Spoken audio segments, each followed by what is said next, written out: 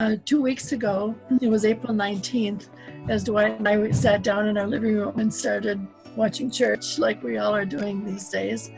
I had the idea to do a watch party. I'd never done that before, but I saw the button there, so I decided to click on watch party. And when the service started, it was exciting to see different ones clicking on, that they had either were watching it or they had clicked through or something. But I have quite a few international contacts in my Facebook because of my work with the Glow.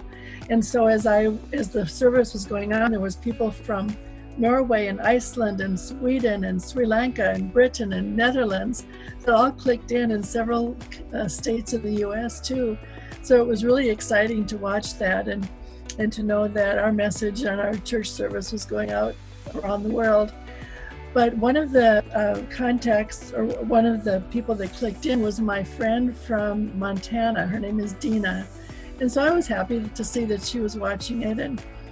And at the end of the service that day, Pastor John, he had prayer for salvation like he always does. But he also that day had prayer for people who wanted to receive their prayer language and the baptism of the Holy Spirit. And so at the very end of the service, as the comments were coming in, here I saw Dina share a comment that she received her prayer language.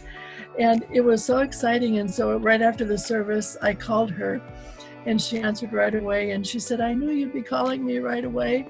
And she was crying. And it was just so touching. She said that many years ago, she had received prayer for her prayer language. And she never really felt like she got it. She never felt that it was real.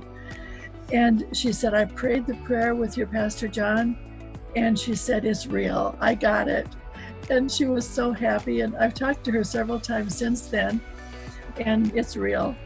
And it's just so exciting. I was excited for my friend Dina, but I was also just so blessed to know that there's no distance in God.